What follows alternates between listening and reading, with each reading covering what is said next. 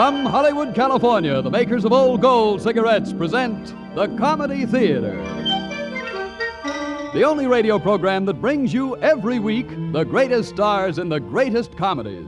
Tonight's play, the radio version of the as yet unreleased Edward Small production, Brewster's Millions, with the picture's original stars, Dennis O'Keefe, Helen Walker, and Misha Auer.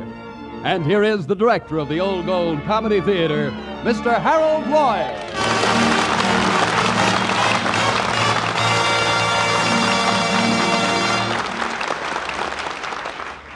Good evening, ladies and gentlemen. We're very happy in having Dennis O'Keefe with us tonight. Dennis was the logical choice for the role of Monty Brewster.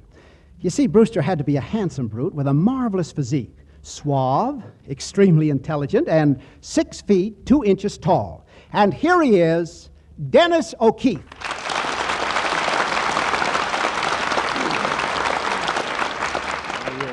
Your introduction embarrasses me, Harold. You're very flattering, but what you said about me isn't quite true. It isn't? No, you see, I'm 6'3". Touché. No, it's my own hair. Oh. By the way, Harold, who's my leading lady tonight? To portray Peggy Gray, Dennis, we have your old film sidekick, that delicious, lovely Helen Walker.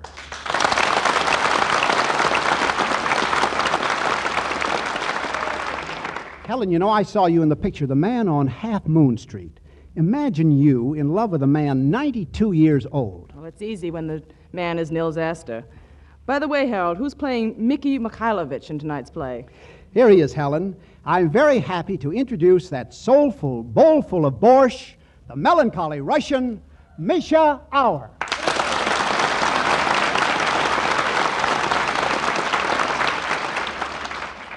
Mikhailovich, I don't understand it. Every part I play, I'm always a Russian. Why? Well, it's perhaps that you are a Russian. Oh, so that's the reason. By the way, Misha, where did you learn to speak English so well? From my roommate. And who is your roommate? Gregory Ratov. Well, on with the play. In Brewster's Millions, our hero, Monty Brewster, is really quite a good egg. And what has just happened to him in the office of his late uncle's lawyer shouldn't happen to a dog, or should it? But it should happen to you, and you, and you, and, well, even to me, because Monty Brewster has just found out that his uncle has left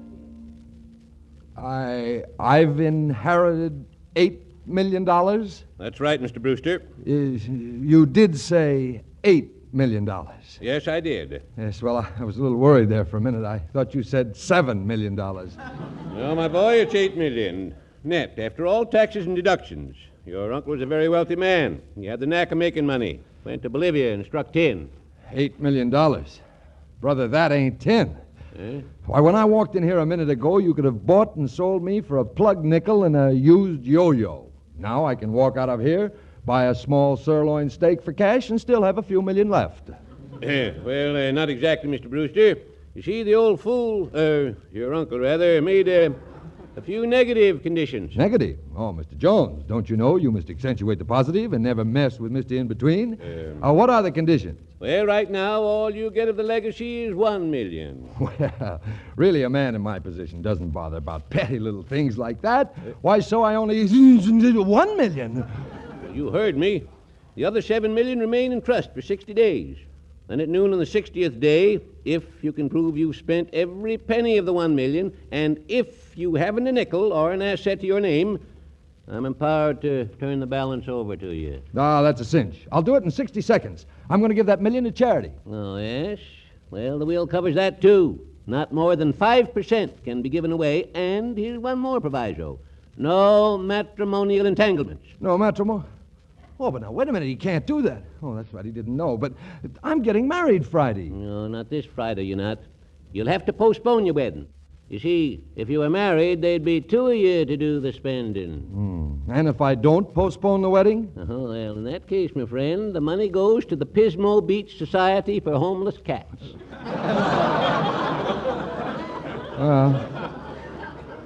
Well, it was nice having $8 million, even if it was only for a few minutes. I say, wait a minute. Why not take a good look at these? $51,000 bills. $50,000 bill. Are they good? Any place in the world. Consular, you've talked me into it. Gimme. Just a minute. First, you must take an oath not to tell anyone under any consideration either why you're spending the money or anything about the remaining $7 million. Tell no one, huh? No one. Now, here, this is the Bible. Do you so solemnly swear? I do. Give me the money. Well, all right. Congratulations, Mr. Brewster. Now, here's the first $50,000. The rest will be deposited to your account in our bank. Mr. Jones, if my girl and my two pals think I'm batty, you've got to do one thing for me. What? You've got to spend some of this money for a straitjacket with 2 pair of pants.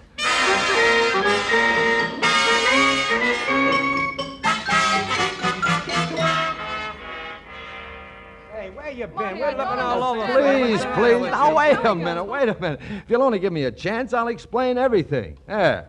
Now, that's better. Now. Well, don't stand there gloating like that. Tell us. Well, it's really all very simple. My Uncle Jim died and left me $1 million. I'm taking the money and starting a business, a Brewster and Company, and making you two my best pals partner. You're making Hacky and me partners? But Natch. Oh, junior partners, of course. Oh, yeah. Yeah, can't start you out too big. Oh, no. Just pay you what you're worth. Say, $5,000 a week for the first month. 5,000? Goodbye, Automat. Hello, Morgenthau. But, Monty, you don't know what you're doing. Why, this morning you didn't even have a steady job, and now you're in business paying $5,000 a week salaries. Incidentally, just what is this mysterious business? Oh, the business. Oh, yeah. Well, Nopper. Nopper, you're vice president in charge of. You tell her. Me? Well, usually business has to do with supply and demand. Precisely. Supply and demand. Yeah. Now, we have a large supply of money, and there's always a big demand for money.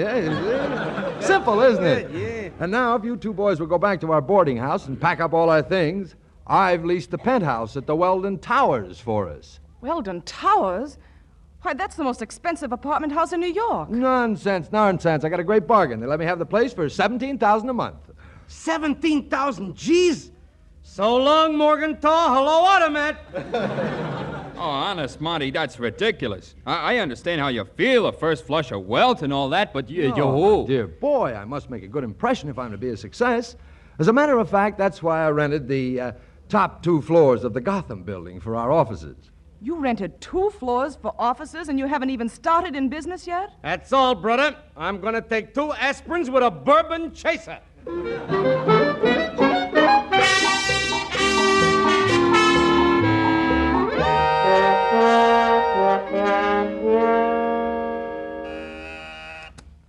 Brewster and Company, good afternoon. One moment, please. Brewster and Company, I'll connect you. Brewster and Company, what's that? You want to borrow $30,000? I'll connect you with our small loans department. Brewster and Company. Oh, Mr. Brewster's not in. I'll ring his vice president in charge of private secretary.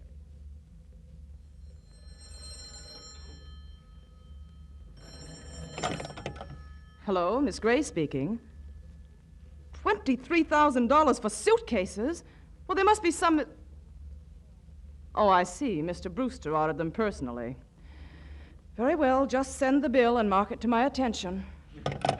23,000 bucks worth of suitcases? Hey, who does he think he is, Eleanor? What's with that guy? Peggy, I tell you, we've got to do something with Monty. Well, why do you think I agreed to postpone our wedding for 30 days and took this job as his personal secretary? Well... Just to try to straighten him out. Oh, Hacky, you know I don't give a darn about his money. I just want to bring him to his senses. Oh, sure, I know that, Peg. But look what the guy done. He bought 50,000 shares of that lumber and fuel preferred. That stock is such a dog, even the fleas picking it. Yeah, well, he won't have a dime left in 6 months. Nothing. What's that? Uh-oh. What'd you say, Nopper? I said you won't have a dime left in 6 months, Monty. 6 months? Yeah. Oh, good Lord. That is bad. Oh, yeah. Monty, darling, will you listen to the 3 of us while there's still time? Oh, but there isn't time. Bolivar hasn't that much time. There were only 52 days left. Yeah, now, wait, Monty, will you listen to us, please? We're your friends. Oh, yes. Well, I'm glad you mentioned that. Why? Well, I ran into an old friend of ours from the boarding house today. You remember him, Mickey Mihailovich, the impresario from the Russian Art Theater. Oh, no. Oh, Monty, you mean you loaned him money for that ridiculous musical show he wants to do? Loaned it to him? Certainly not. That's better. Yes, of course it's better. I went into partnership with him. He puts up the talent, and all I put up is $200,000. You mean to tell me that you give that Russian Mickey Finn 200,000 fish? Why, it's a great opportunity. Believe me, that's one 200,000 that isn't wasted. Yeah, you're right, Monty. Hey, but look, that 23,000 you spent for suitcases, that's murder. All right, with the headaches that Mickey is going to give you, you'll have $500,000 worth of bags. Right under your eyes.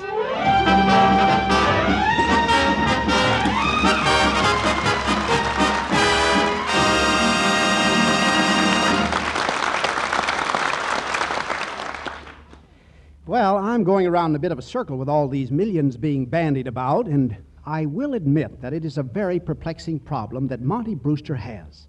But now, here's Bob Williams with his view on another very perplexing problem. Well, friends, suppose you and the missus have just finished seeing a movie, and as you get up to leave, she says, "Oh, wait a minute, darling, I can't find my other shoe." Well, don't run out on the little woman.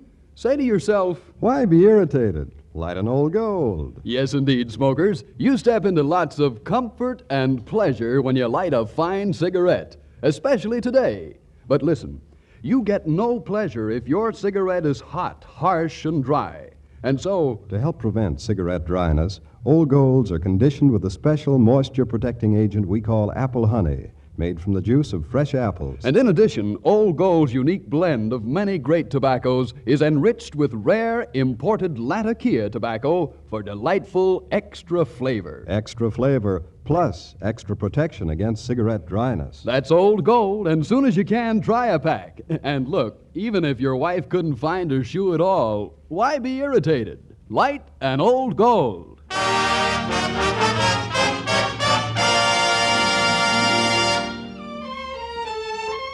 And now back to Harold Lloyd and the second act of tonight's Old Gold Comedy Theater presentation, Brewster's Millions, starring Dennis O'Keefe, Helen Walker, and Misha Auer.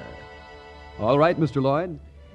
Well, as we get ready for Act Two of tonight's Old Gold comedy, we find Monty Brewster living proof of the old adage that a fool and his money are some party. He's had his million now for 17 days, in which time he should have spent at least $300,000 to be on schedule. But instead, as we find him with his... Let me see. 78,000, take away 92,000. Oh, you can't do that. You can't do... read that column again, will you, Brooks? Yes, sir. Net worth, $921,236.41. 921,000. 17 days gone. In other words, we're making money. Exactly. You certainly have a genius for making money, sir. Oh, I have I? Oh, yes, Mr. Brewster. Well, just for that, Brooks, you're fired. What, sir? Well, fired? You're through, done, finished. Pack up and get out. But before you leave, have the cashier draw you a check for, we'll make it for $5,000 as severance pay. Well, but Mr. Brewster, I can't accept it. You'll take it and like it. But I've only worked for you for less than 2 weeks. Oh, less than 2 weeks. Oh, well, in that case, make it $10,000. We try to make a good impression on strangers. 10,000? Yeah.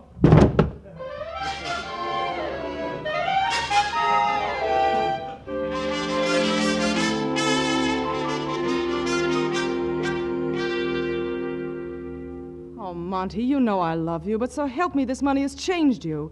You're not a bit like you used to be. Yeah, you're right. Before, I used to just love you. Now I'm so insanely mad about you that I just can't. Monty, stop. After all, this is a business office. I know, but darling, I see so little of you. And whose fault is that? Well, it's mine, I guess, but trying to run this business cuts into a man's time. Oh, I'm sure it does. You just had to give that party at 31 last night that cost $11,000, not including the tips and favors for your guests. It was $13,000. I stepped on a grape as I walked in. Besides, the guests were important people. That's good business. Monty, you don't know good business from the man on the moon. No, I don't I? No, you don't.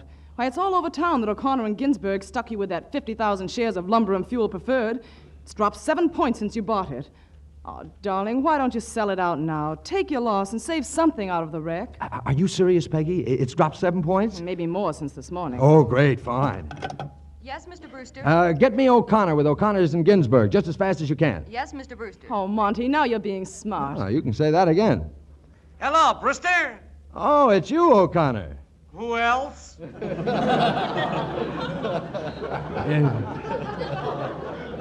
Is it true that Lumber and Fuel has dropped 7 points? Well, yes, but I'll tell you the truth. Oh, wonderful, wonderful. I want to give you another order. You want me to sell you your 50,000 shares? Sell? Sell them? Heck no. I want you to buy me 100,000 more. There you are, Peggy. Monty Brewster, of all the... Well, that is definitely the last straw. Oh, Peggy, darling, if you'll only play along with me just a little longer, you'll see. I'll be able to explain everything soon, and... oh, wait a minute. Will you, Peggy, till I answer this phone? Hello, Brewster talking. Hello, Brewster. This is O'Connor again. Say, you want to hear something? Oh, don't tell me, O'Connor. Don't tell me. Let me guess. The market went to pieces, and I've lost everything. Absolutely backwards. No, sir. The minute your 100,000 share order hit the floor of the exchange, it stopped the selling in lumber and fuel, and listening to this, Brewster, the stock's climbing like a big dirty tree. And you know something? You made a $100,000 profit. Why, you're a typhoon. And besides this, you're a financial lizard. Oh, 100,000 profit. O'Connor, sell me out, please. Huh? I can't afford this. Monty, the stock went up. You made 100,000? Yes. Oh, this is terrible. Terrible? Monty, it's wonderful. Oh, hello. Now what? Mr. Mikhailovich is here to see you, Mr. Brewster. Oh, Mickey Mihailovich. Good old Mickey. Send him right in. Monty, look, you've already given him 200,000 and then another 70,000. He's coming now for more money. That's good old Mickey. Oh, Monty, you've got to turn him down. That show of his doesn't stand a chance. If you give him another nickel, I'll never talk to you again. Who just made 100,000 not taking your advice in the stock market? Well, that's all well and good, but that was the stock market, not a musical comedy. Well, there's no difference between the stock market and a musical show. In the stock market, you have plenty of bulls and bears, and in a show, they bear plenty, and that's no bull.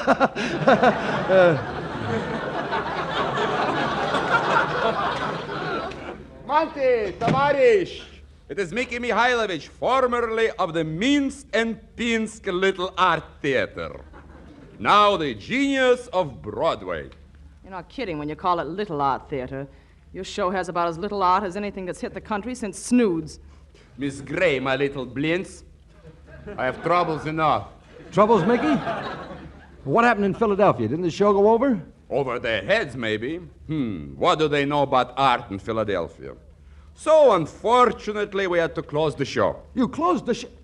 Well, I like that. Who told you to close it? Well, we didn't exactly close, Monty. We just ran out of customers. In fact, at the last two performances, it was the seats that walked out.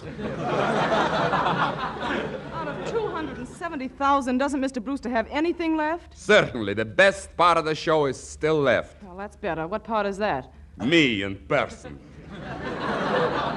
Oh, Monty, this is awful. Now you've lost 3 times what you just made in the stock market. Oh, you've been making more rubles in the stock market. Good, my brilliant friend. Now that I know what is wrong with the little show, we can fix it up and open again. Mickey, that's a wonderful idea. Monty, if you dare... Miss Gray, you are being blinded by Jalowzy. Don't you realize that Mr. Brewster is just crummy with foresight? Mickey, how much would it take to revamp the show? New songs, new material, new costumes, and put it on right here in New York? Well, maybe for you, an old admirer of mine, I could do it for maybe 30,000. 30,000? We'll make it 20,000. That's utterly ridiculous. Well, 15,000. No, of course not. Do you think that Monty Brewster can afford to have his name attached to a cheap production? Oh, Monty, can't you see? Yes, I see. I see everything now. I see a whole new show. Brilliant, gorgeous, colorful. And the cost, well, it costs about, let me see, $300,000. Did you say 300,000? Yes. Do you think you can do it on that? Well, I don't like to pinch pennies. It will be colossal. It will be sensational of the Broadway. Oh, wait a minute, Tavarish. To be on Broadway, you must have a theater. Theaters they have, but empty ones, they ain't got. Well, that's something to be thankful for. Oh, you think they can stop me? Once Monty Brewster has made up his mind, poof, it's done. We'll build our own theater. How long would that take? Well, I guess we could build the Mickey Mihailovich Temple of Art and Entertainment in, maybe 6 months. 6 months? Oh, no. Cancel the theater. Cancel it. We'll do something else. Where else do they give shows? Well, let me see now. I once gave a show in a barn. But that won't do, Monty. It smells so bad. I'll say it smells. Well, and then there was the time I took a showboat down the Volga with Olga.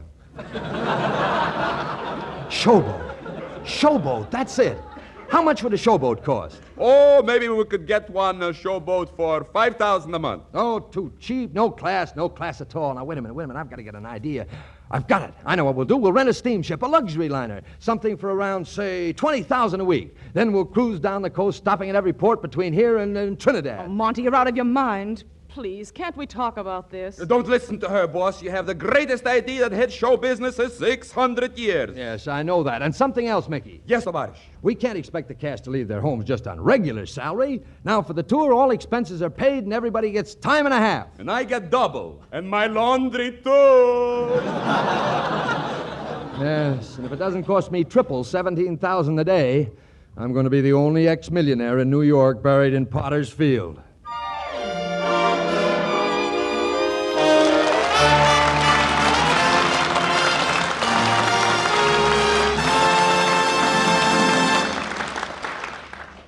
Now here's Bob Williams with a very important announcement of special interest to all smokers. As we've done before due to wartime restriction, the cellophane wrapper on Old Gold packages will be removed for the warm months ahead.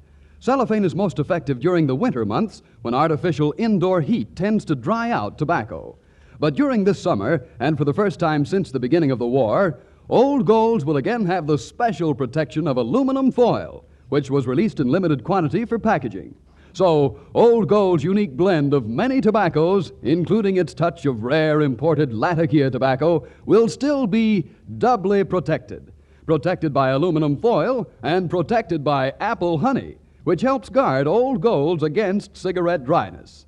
Yes, the grand, fragrant aroma and swell taste of Old Gold will still be well protected to give you your full quota of smoking enjoyment. And if you're not already getting Old Golds wrapped in aluminum foil, they'll be coming to you in their new dress real soon. Distribution is just about complete. So keep asking for Old Gold and enjoy a finer tasting cigarette.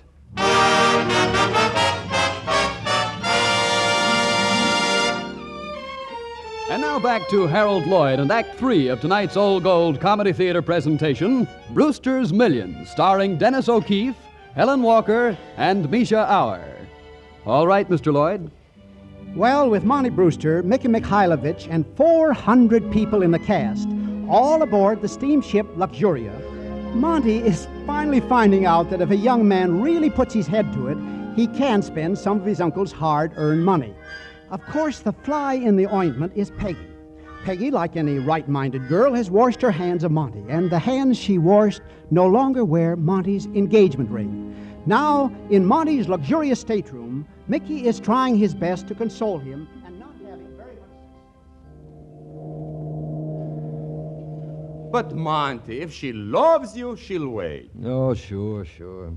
I've got 11 days left, and I still have $400,000. After the steamer, the crew, and the whole cast is paid right up to the time we dock. That's bad? Of course it's bad. Isn't money the root of all evil? Such a root I'd like to cultivate. Tell me, my chum, why is it you want to throw away all these lovely clumps of greenbacks? Well, you see, Mickey, I had a crazy uncle, and... Oh, no, I can't tell even you. An oath is an oath. But if I had just taken that million and forgotten about the rest...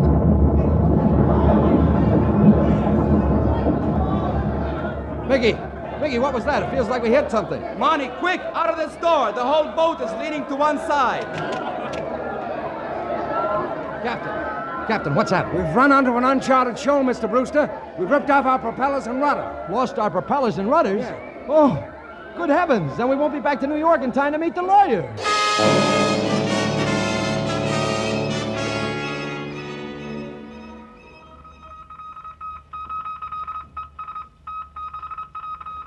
Keep trying. Keep sending. I got someone, Mr. Brewster. A Portuguese freighter about 10 miles away. Well, did you ask them if they'd tow us to New York? I did, Mr. Brewster. But if they tow us according to the laws of salvage, they're entitled to half our cargo value. Salvage? What's he got to coming in here and making laws up at the top? Say, wait a minute. That's wonderful. Ask them how much they'll take in cash, sight unseen. Yes, sir.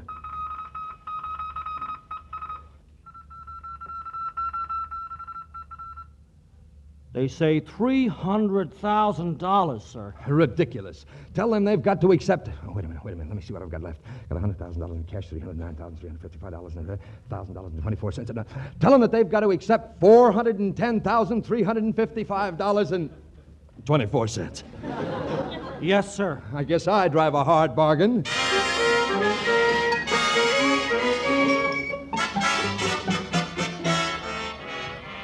Well, Mr. Jones, it's almost noon. Have you checked over the receipts? Yes, I have, Mr. Brewster, and everything seems to be in order.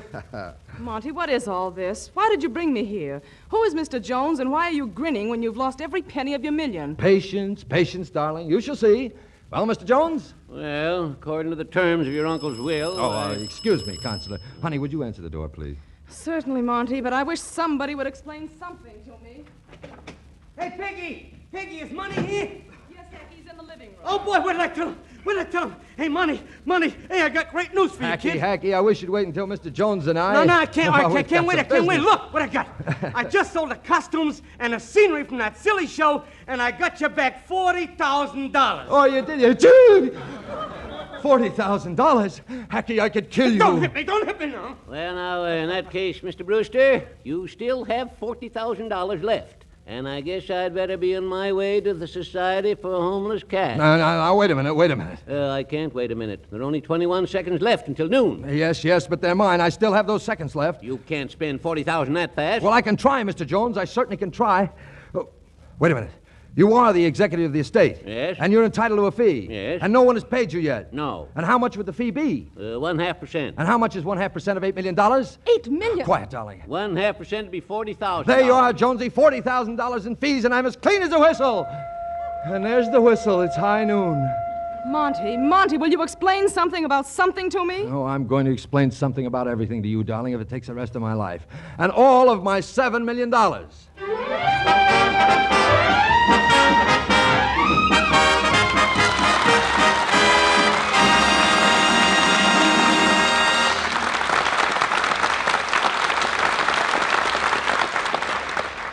Well, so ends the story of Mr. Monty Brewster and his several millions. Right now, Dennis, Helen, and Misha, our thanks to you for a most entertaining half hour. Now, next week, we're doing our radio version of that very fine Paramount picture, The Major and the Minor, starring Joan Fontaine and Sonny Tufts. I'll be listening. So will I. Me too.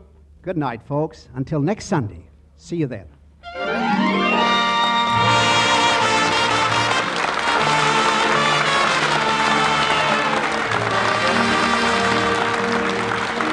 Brewster's Millions was presented through the courtesy of Edward Small Productions and is from the novel by George Barr McCutcheon and the play by Winchell Smith.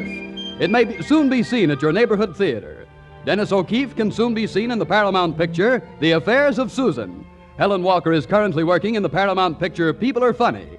Misha Auer can soon be seen in the 20th Century Fox 30th anniversary production, A Royal Scandal. And now for a serious note to our listeners. Our all-out two-theater war this year will call for continuance of large-scale war production. Civilian supplies will be lower, the civilian buying power higher than ever.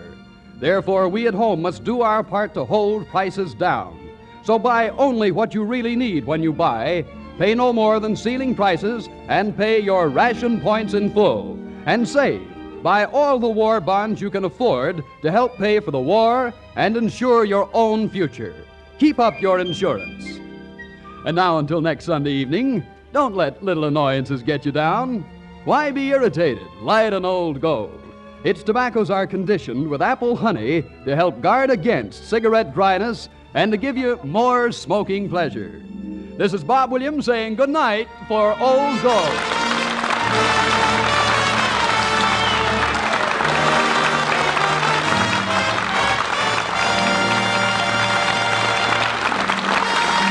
This is the National Broadcasting Company.